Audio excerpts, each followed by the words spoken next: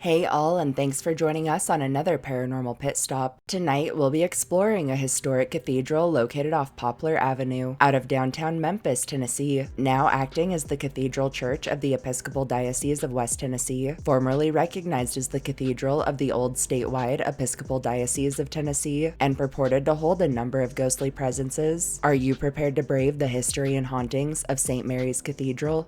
Historically, St. Mary's was founded as North Memphis Mission Chapel by the Ladies' Educational and Missionary Society of Calvary Church, the city's first Episcopal parish, with its first service being held on November 26th, being Thanksgiving Day of 1857. St. Mary's would be officiated as a parish church on May 13th, or Ascension Day of 1858, under the first Bishop of Tennessee, James Harvey Odie, and in 1871 it would become the first Episcopal cathedral in the American South, with its official transition occurring on January 1st. Sadly, through the 19th century, Memphis would be hit by waves of deadly yellow fever, the worst of which transpired through the summer of 1878 and resulted in over 5,150 fatalities. And over time, the city would actually lose its charter in lieu of its rapidly declining populace. Through the 1878 epidemic, a slew of priests, nuns, physicians, and even local bordello owner Annie Cook would stay behind to tend the sick, despite the extreme risks. And for a time, St. Mary's would act as a sort of relief center. Tragically, Sister Superior Constance, along with 3 other nuns and 2 reverends, would perish from the disease, and are now remembered as Constance and her companions, or more informally, as the Martyrs of Memphis. In 1898, the cornerstone for our modern cathedral's crypt was laid. In 1906, construction of the superstructure would commence, and while services at this new place of worship would begin in 1926, it would remain in a state of construction until its official completion in 1951.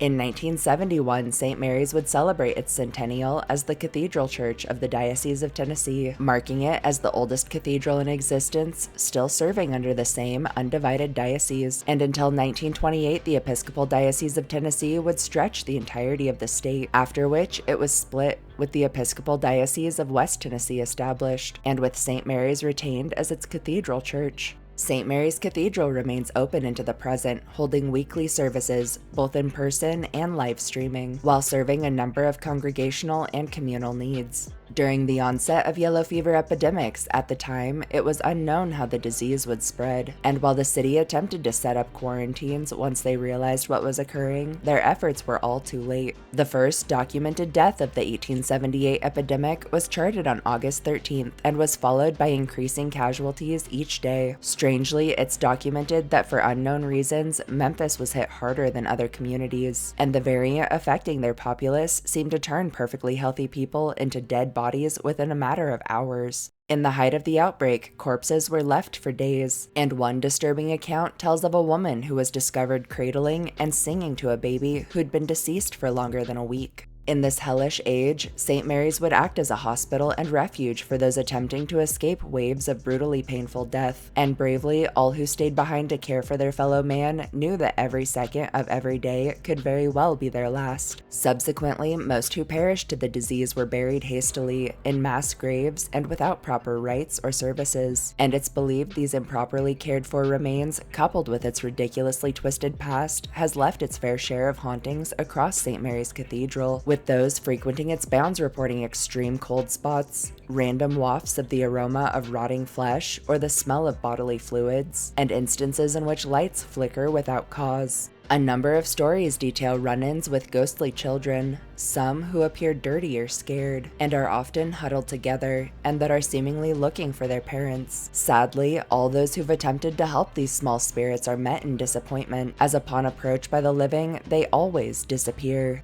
Also reported across the whole of cathedral grounds are orbs in the backgrounds of photography, the constant feelings of being watched, followed, or even of being touched by a presence unseen, and encounters with a range of full-bodied apparitions, most of which that appear confused, sickly, or lost. Lastly, the spirits of Sisters Constance, Thecla, Ruth, and Frances, often accompanied by Reverends Charles Carroll Parsons and Louis S. Schuler, all of whom gave their lives for their community, have been sighted wandering about cathedral grounds, and have been known to manifest in times of despair, often appearing to give advice to those who feel lost. Thanks for tuning in for this Paranormal Pit Stop. Don't forget to like, share, and subscribe. Good night.